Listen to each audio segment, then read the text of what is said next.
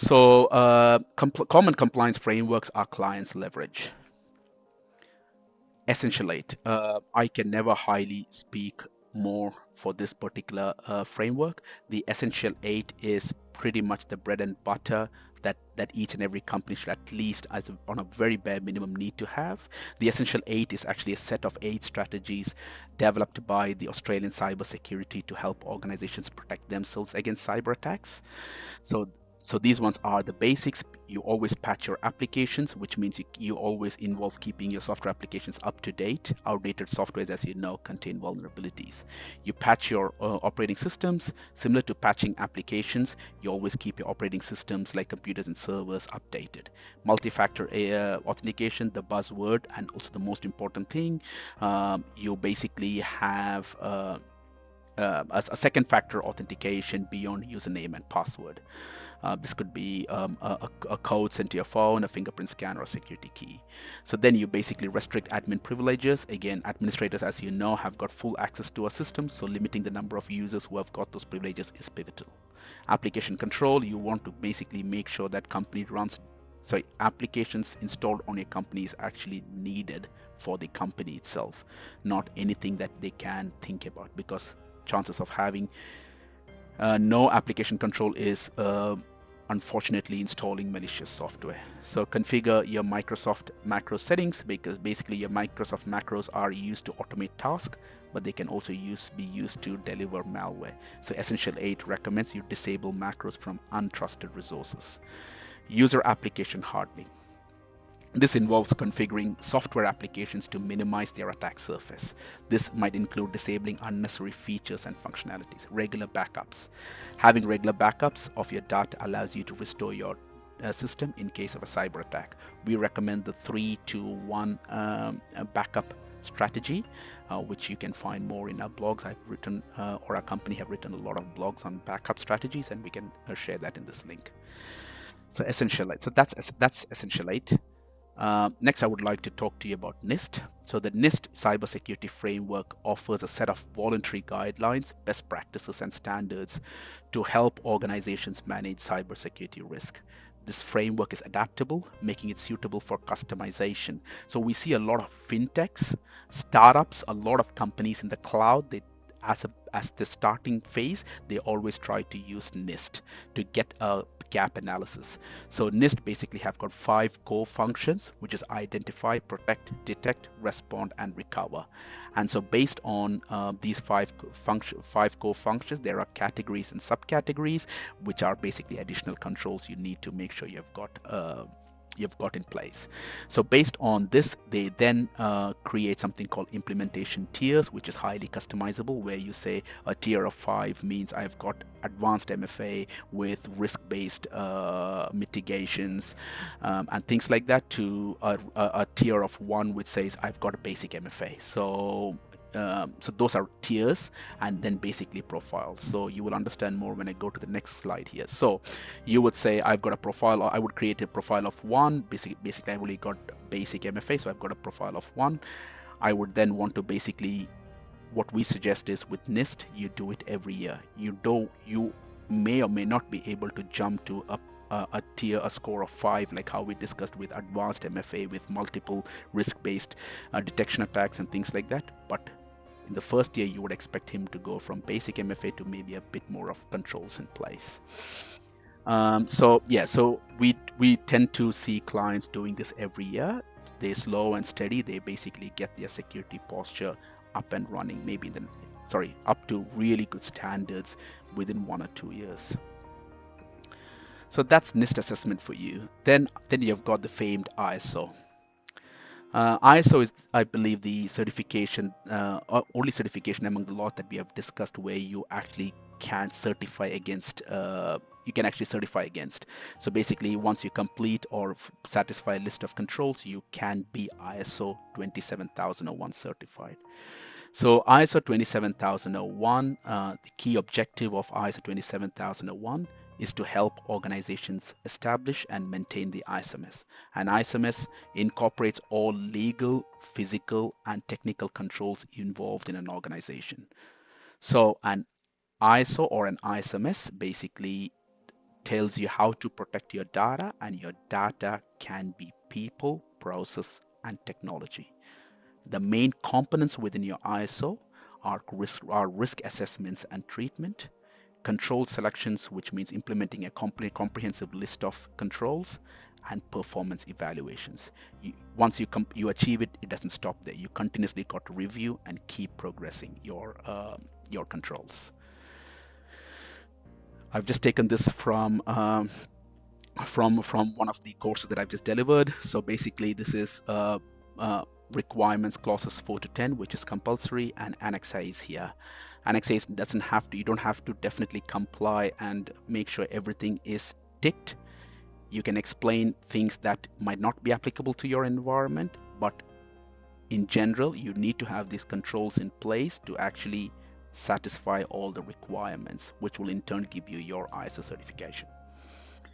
This is the certification process. Basically, you initially start, even before embarking on the journey and calling the auditors, you do an internal audit to see, do I have these checks in place? If not, I create a roadmap, and based on that roadmap, I do my implementation. Once I think I'm ready, that's when I call the stage one. I call the auditors who will do a stage one audit. Stage one audit basically says, just show me in writing that you have got this checks and balance. Once you show that, they will, if you have got any non-conformities, they will tell you to look into those non-conformities, and once you solve that, you can then go to the next stage, which is the stage 2 audit. Stage 2 is where they tell me, show me what you said you had, show me what you have said you've written, and you got to show that, you got to take screenshots. They will come back and they'll finally provide you set of non-conformities you need to sort out. Once you do that, you will get your certificate. So year 1, you get your certificate. Year 2, there's a surveillance audit, which is like a mini audit. So year 3, again, you've got a surveillance audit, and year 4, you do recertification again. So with ISO, it can be a bit expensive. Again, expensive is very very contextual, because as I said, the broader breaches of 40 million, and paying maybe 5 or 10 grand or even 15 grand every year, let's say, is nothing, because you are bolstering your security posture. So yeah, so but ISO is definitely something which is really wanted in the market, and something which definitely, when companies see you've got it, they will always think you've got a good security posture. The timeline roughly for us when we do ISO alignment or ISM alignment is basically ISMS alignment is basically we take about 6 months. So right from month 1 to month 4 is where we come in, we show your gap analysis, we help you basically tell you, guys, this is what you need, this is what you need. You get all that done, we help you with that, and then we will make you ready to proceed with audit. So once you are ready to proceed with audit, we then engage. We have got a few auditors who we know, and we can help them, ask them if they can help you guys. So those auditors will come and do your stage 1, stage 2, and finally a certificate in your hand. Advantage of ISO 27001, as you know, it goes without saying, incremental revenue or improvement of information security. That is the cornerstone. That is the bread and butter, the real reason why you would have ISO. Good governance for sure, conformities, again, you can use that for marketing, and incremental revenue. A lot of companies we know come to us primarily because the companies they work with ask them for ISO certification, but once they start on this journey, they then come and truly believe in the improvement of the security posture. So then next is the IRAP assessment process. I myself being an IRAP assessor, I heavily deal with IRAP. So basically I do ISM gap analysis, where companies who want to deal with governments, the moment you say I want to a government, I want to basically work with you, it means you are ready to handle their data in your system, which means they will tell you straight away, if you want to handle my data in your system, go and get IRAP assessed. So what that means is basically they will tell your system, an IRAP assessor will come, will say, okay, you want your system to have government data on it. Let's go and define what your system looks like, what is in scope and out of scope in your system. There are a set of about 800 controls that you need to satisfy. If not, you need to provide why not. The IRAP assessor, in myself in this instance, will then create a report and give you a security assessment report saying, I have assessed the system. These are the controls that's there. These are the controls that's not there. The reason why it's not there. And so the government can then look into that IRAP report and decide, okay, I am happy for my data to reside on their system or not. Again, with DISP and its overview, again, this is for if you want to work with defense industry. So to work with defense and to handle data by defense, you need to be a DISP member. To be a DISP member, there are certain criterias. So one of the criterias, okay, the rest we don't deal with because you need to have a chief security officer, the security officer needs to have clearance, the type of businesses that they do, yada yada. But from a technical perspective, to become a DISP member, you need to have your Essential 8. The first 4 steps I discussed in Essential 8, you need to have those 4. Otherwise, you need to have NIST SP 800 by 171. I think that's a US standard. Then DEF STAN 05138, which is a UK standard. Or you can have an ISO 27001 certification as well.